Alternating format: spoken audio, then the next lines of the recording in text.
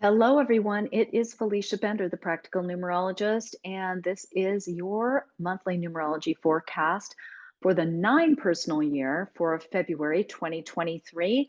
If you're unsure what personal year you're in, take a look in the description box below. There's a calculator there. Just want to make sure you're at right place at the right time. And yet, I'm just going to jump right on in for the personal year.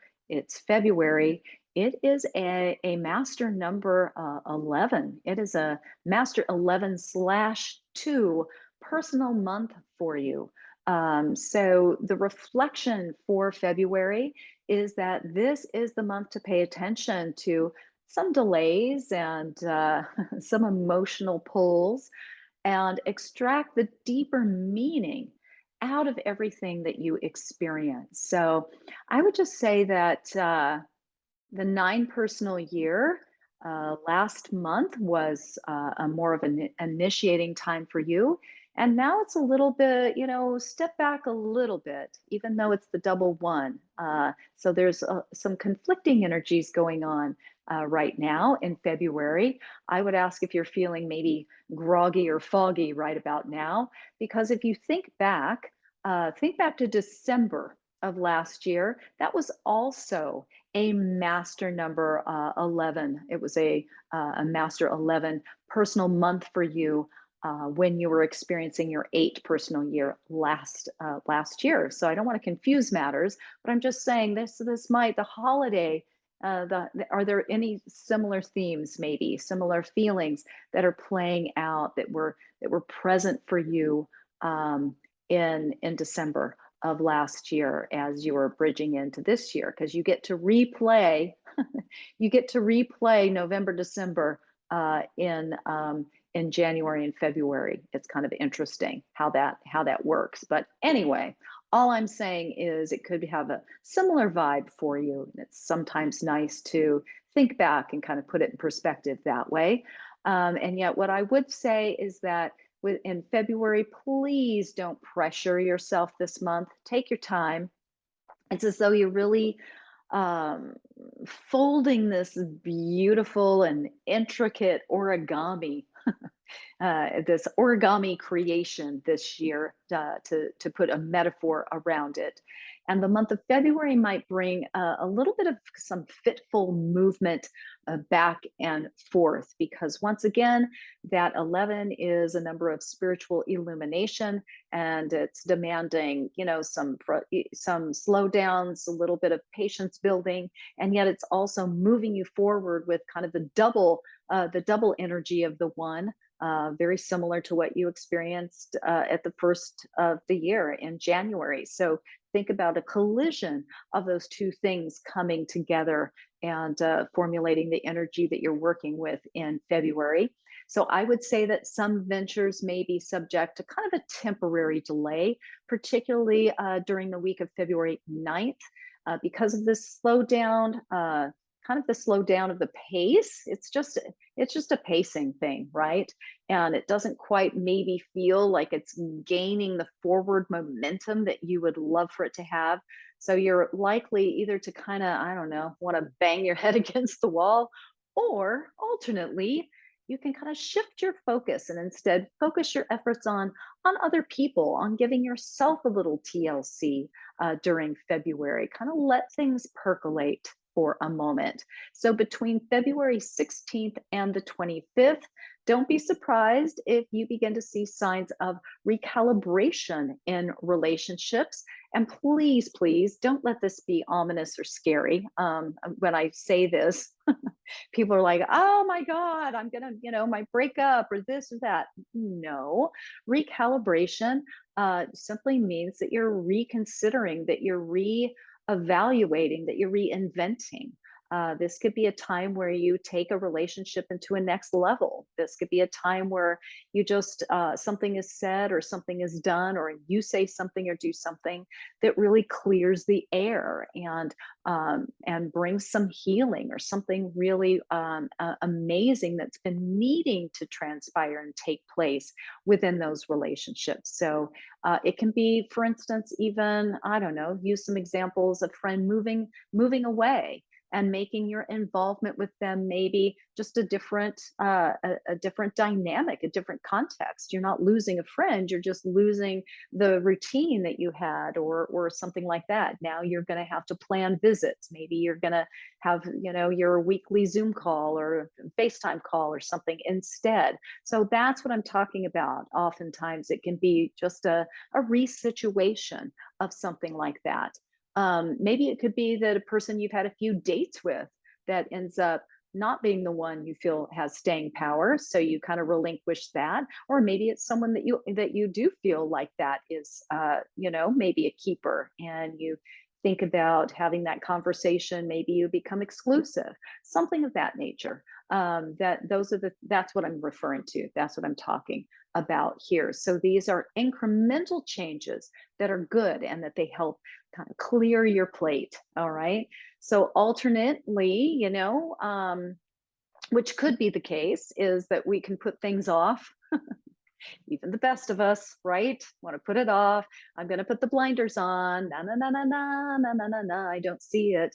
So we will put things off until that final hour, either in denial or maybe simply with procrastination, right? It's never easy to let things go or to resituate things, particularly when we have no clue what that next thing will be or what the result might be. So oftentimes we kind of linger or stay in that sort of stale or expired situation in whatever way, just for lack of the oomph to move right or left of center, right?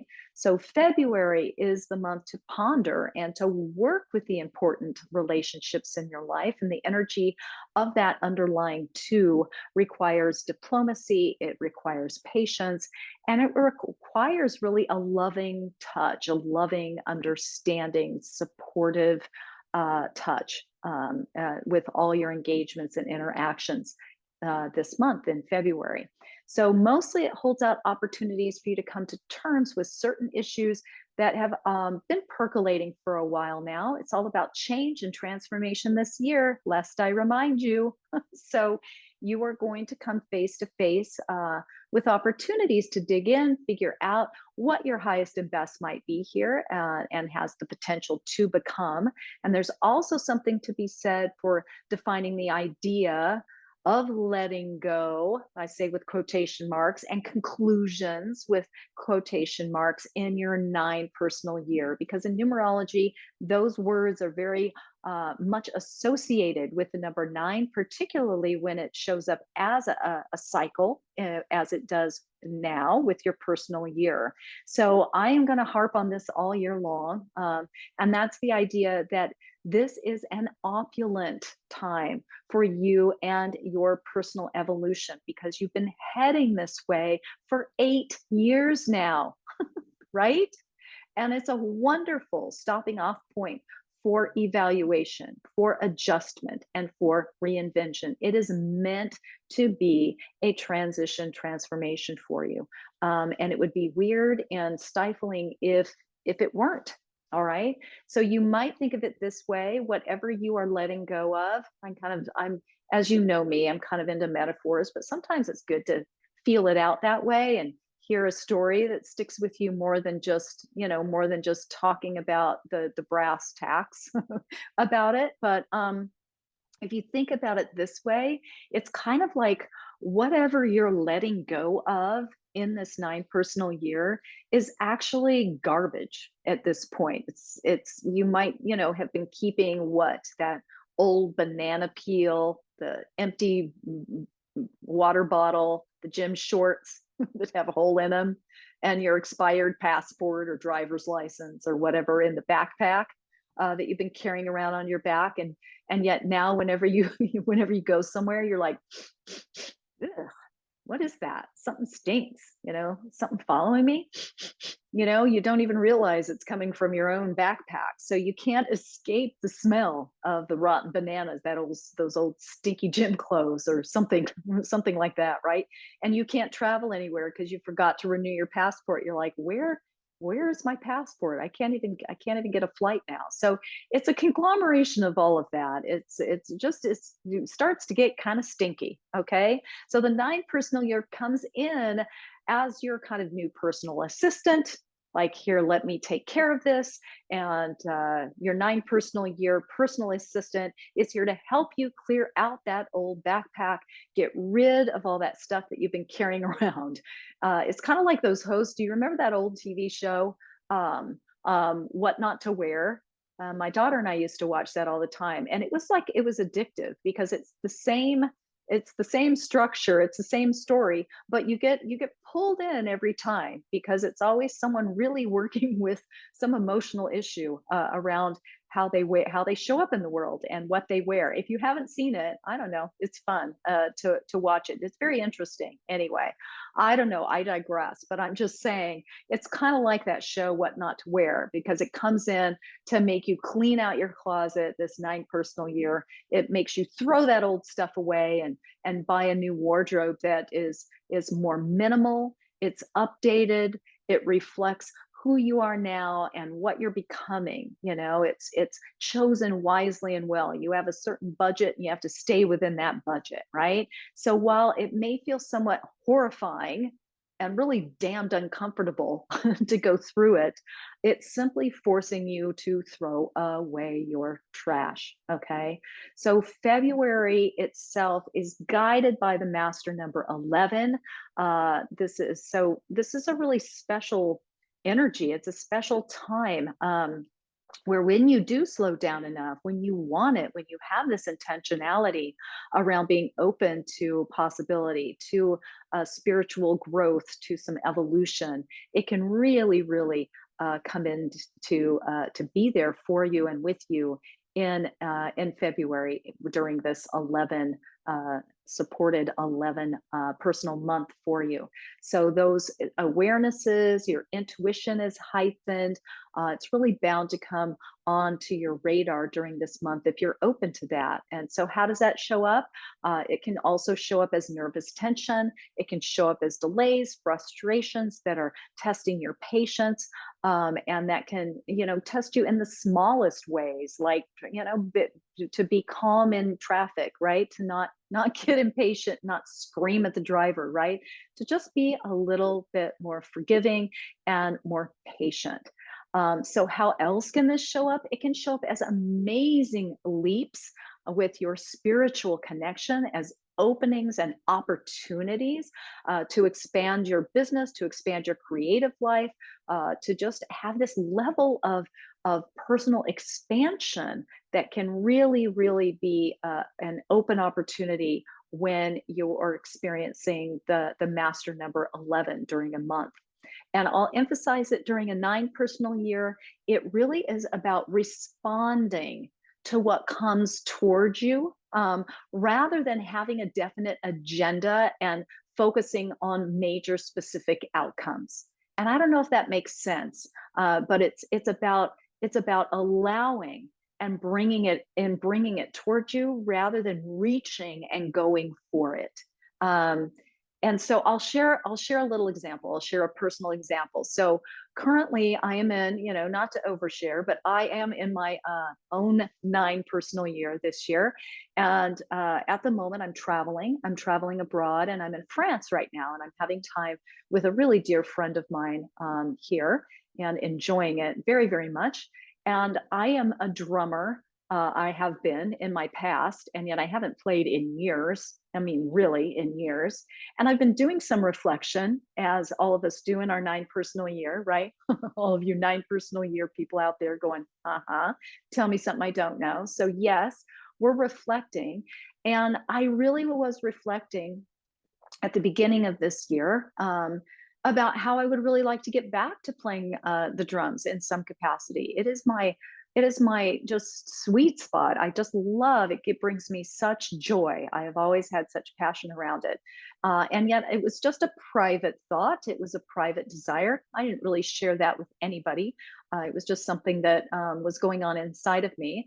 And so I ended up meeting a friend of my friend who has this incredible, who happens to have, just so happens to be a musician, to have an incredible band, and he finds out that I play the drums, and he invites me, and I end up playing 3 songs with his band, when during a live performance at a French pub. Like, how often does that happen? Never. It was the time of I had the time of my life. It was just so much fun, and yet I'm sharing this because my point is this: I did not seek out that opportunity overtly. I didn't ask if I could play with the band. It simply showed up and was offered to me, and I was thrilled to say yes. So I was setting my intentions, as I've been doing for my personal year. What do I want to let go of? What do I want to bring in ultimately? How do I want? But I don't have to push it. I just have to put that in my field of intentionality. And then look at that, it showed up. Like, it's crazy. It actually showed up for me. And I didn't have to ask, I didn't have to push. And I just had to say yes. So, in that 9 personal year, it's really about inviting it in with intention, but not about hammering it out. And trying to make it happen and having a very strict, strident way that it's supposed to show up. And so I just wanted to share that with you because I think it's a really good guidepost for moving your way fluidly and more happily and more successfully during your 9 personal year. So I will say to enjoy this month of spiritual insights. Hopefully you can grab onto your own golden opportunities and take some time in February to also to feed your relationships. So that is your forecast for February. If you're in a 9 personal year, I hope it is a fabulous one. I hope you make the very best and the most of it. And I'll see you here at the end of the month for the monthly forecast for March.